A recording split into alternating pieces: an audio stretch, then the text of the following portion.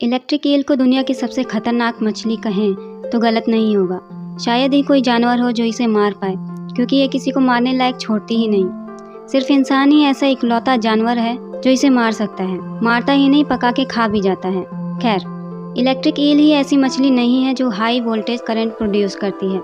ऐसी कुछ और भी प्रजातियां हैं जो अच्छी खासी बिजली के झटके देके किसी की भी हालत ढीली कर सकती हैं। जैसे कि ये इलेक्ट्रिक कैटफिश, ये 300 से 400 वोल्ट्स के झटके देती है, और ये इलेक्ट्रिक रे, ये 220 वोल्ट्स के झटके देती है। हमारे घरों में भी 220 से 240 वोल्ट्स की इलेक्ट्रिसिटी आती है, तो इस हिसाब से ये इलेक्ट्रिक फिशेस भी कम नहीं हैं। इन सब मछलियों में से इलेक्ट्रिक रे ही समंदर में पाई जाती है। बाकी की इलेक्ट्रिक फिशेस फ्रेश वाटर यानी कि नदियों या तालाबों में पाई जाती हैं। अब समंदर का पानी नमकीन होता है, और नमकीन पानी इलेक्ट्रिसिटी का बहुत अच्छा कंडक्टर होता है। इसलिए इलेक्ट्रिक रे को हाई करंट प्रोड्यूस करने के लिए हाई वोल्टेज की ज़रूरत नहीं होती। 220 वोल्ट्स में ही इतना करंट प्रोड्यूस होता है कि बड़े से बड़ों की भी हालत खराब हो जाए। वहीं फ्रेश वाटर के हाई रेजिस्टेंस की वजह से इलेक्ट्रिक ईल को हाई करंट प्रोड्यूस करने के लिए हाई वोल्टेज की ज़रूरत पड़ती है। ये मैक्सिमम 860 वोल्ट्स जनरेट करती है। सोचिए, इलेक्ट्रिक ईल अगर समंदर में होती तो क्या होता। इलेक्ट्रिक ईल के नाम से कई लोग धोखा खा जाते हैं कि ये एक ईल मछली है, जबकि ऐसा बिल्कुल भी नहीं है।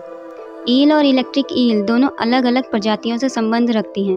इलेक्ट्रिक ईल का शेप ईल की तरह होने की वजह से इसका ये नाम पड़ा है, लेकिन ये दोनों एक ही प्रजाति नहीं है। ईल एक रे फिन्ड फिश है, जबकि इलेक्ट्रिक ईल एक नाइफ फिश है। नाइफ फिश कैटेगरी की लगभग हर फिश करंट जनरेट कर सकती है, लेकिन ये करंट लो वोल्टेज का होता है और किसी के लिए हार्मफुल नहीं होता।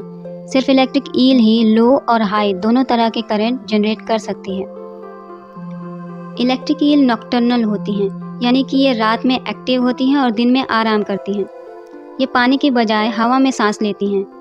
इनकी लंबाई लगभग 8 फीट हो सकती है।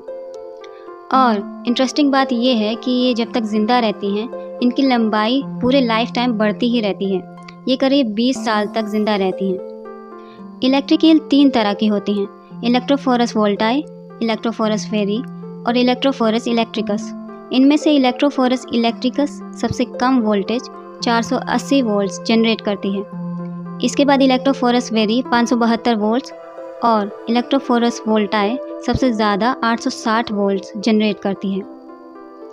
अब आइए जानते हैं कि इलेक्ट्रिक ईल करंट कैसे जनरेट करती है। ये इसके शरीर में इलेक्ट्रिक ऑर्गन्स की मदद से ऐसा कर पाती है। इलेक्ट्रिक ऑर्गन्स 3 तरह के होते हैं: मेन ऑर्गन, हंटर्स ऑर्गन और सैक्स ऑर्गन। इन ऑर्गन्स की मदद से इलेक्ट्रिक ईल 2 तरह के इलेक्ट्रिक डिस्चार्जेस जनरेट करती है: लो वोल्टेज और high voltage. High voltage current main organ से जनरेट होता है, जबकि लो वोल्टेज करंट सैक्स ऑर्गन से जनरेट होता है। ये ऑर्गन्स एक खास तरह के सेल्स के बने होते हैं, जिन्हें इलेक्ट्रोसाइट्स कहा जाता है। ये इलेक्ट्रोसाइट्स छोटी छोटी बैटरीज की तरह काम करती हैं। करीब 6000 इलेक्ट्रोसाइट्स सीरीज में लगकर एक स्टैक बनाते हैं, और ऐसे ही 35 स्टैक मेन ऑर्गन में पैरेलल में लगे हुए होते हैं। इसी स्ट्रक्चर की वजह से इलेक्ट्रिक ईल इतना ज़्यादा वोल्टेज क्रिएट करती है। ये 1 सेकंड में 500 झटके देती है, यानी कि एक झटका 2 मिलीसेकंड के लिए होता है। हाई वोल्टेज और हाई फ्रीक्वेंसी पल्सेस प्रोड्यूस करने की एबिलिटी की वजह से इलेक्ट्रिक ईल फुर्तीले शिकार को आसानी से पकड़ सकती है। इसके पहले ये low voltage electric field generate करके अपने शिकार का पता लगाती है। इसके पूरे बॉडी पर लाइन में पिट्स होते हैं। इन पिट्स में इलेक्ट्रो रिसेप्टर्स और मैकेनो रिसेप्टर्स होते हैं, जिनकी मदद से ये इलेक्ट्रिक फील्ड और पानी में किसी भी हलचल को सेंस कर पाती है। इलेक्ट्रिक ईल जब सिर्फ 7 सेंटीमीटर के होते हैं, तभी से ये करंट प्रोड्यूस करना शुरू कर देते हैं। हालांकि ये करंट लो वोल्टेज का होता है। आज के इस वीडियो में इतना ही। वीडियो कैसा लगा नीचे कमेंट कीजिए। वीडियो अच्छा लगा हो तो इसे लाइक कीजिए, शेयर कीजिए और चैनल को सब्सक्राइब करके नोटिफिकेशन बेल को ऑन कीजिए, ताकि आने वाली वीडियोज़ आप मिस ना कर दें। तब तक के लिए goodbye. Thanks for watching. जय हिंद।